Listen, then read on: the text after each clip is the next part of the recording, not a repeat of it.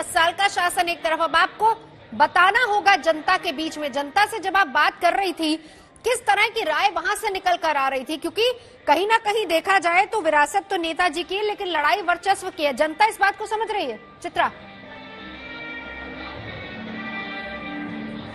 बिल्कुल, मुझे लगता है कि इस सवाल का जवाब देने के लिए लाइव ही जो लोग यहाँ पर मौजूद हैं उन्हीं के पास चलते हैं, उन्हीं से बातचीत करते हैं कि वो लोग कैसे देख रहे हैं इस पूरी पॉलिटिक्स को।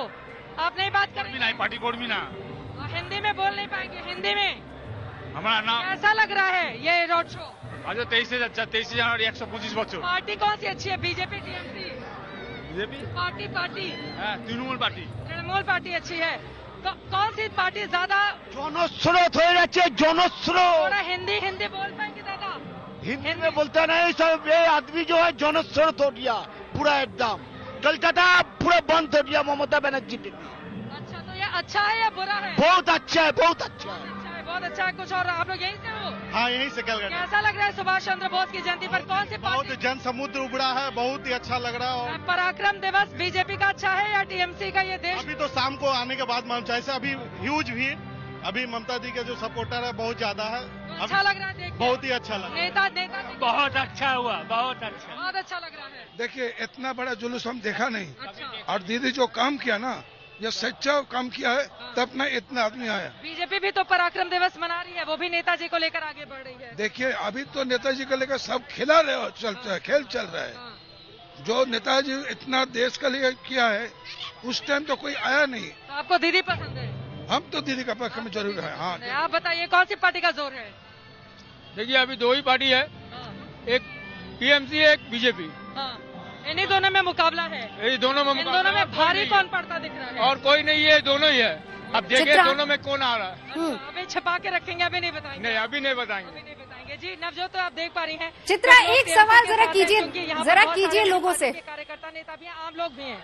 चित्रा, एक सवाल कीजिए जिसका जिक्र आपने भी किया था। देखिए, अभी तक लोगों की जबान पर सिर्फ टीएमसी या बीजेपी, लेकिन आप भी जिक्र कर रहे थे और हम बात कर रहे थे किस तरीके से दूसरी पार्टियां, चाहे वो कांग्रेस हो या फिर लेफ्ट हो, उनको लेकर लोगों के जहन में कैसी चर्चाएं चलती हैं, बातचीत कैसी चलती है, क्योंकि वो उस तरीके से यहाँ पर नजर नहीं आ रहा है इस बार कम से कम। बिल्कुल नहीं, यहाँ पर लेफ्ट और कांग्रेस पार्टी उस तरीके से कहीं दिखाई नहीं दे रही है।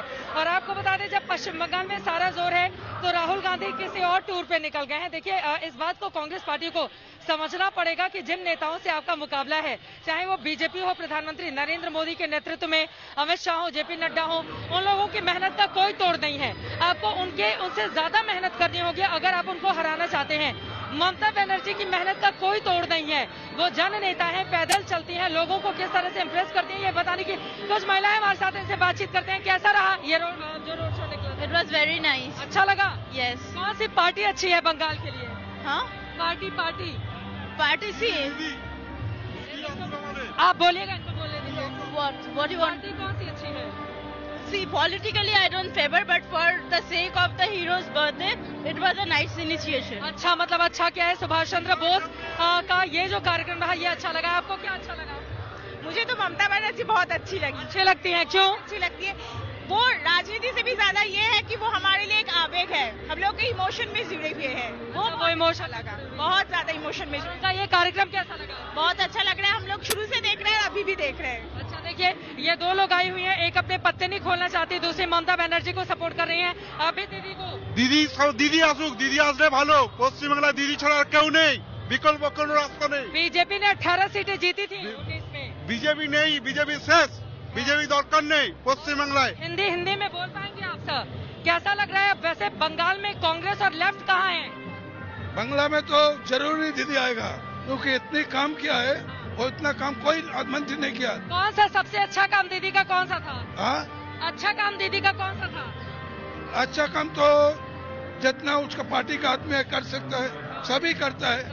लेकिन कोई आदमी कोई कमती कभी चाहता, लेकिन काम करने का सभी तैयारी है। अच्छा किया है काम। देखिए, ये लोग कह रहे हैं कि अच्छा काम किया है, दीदी आएंगी और यहाँ पर, लेकिन मुख्य मुकाबला वही बीजेपी और टीएमसी के बीच है, क्योंकि दीदी का ये पूरा का पूरा गढ़ है जिस इलाके में हम मौजूद हैं, तो ज्यादातर उनके समर्थन में लोगों की आवाज आप सुनेंगे। ममता बनर्जी भी जानती हैं लोगों के इमोशंस को, उनसे किस तरह से जुड़े हुए हैं।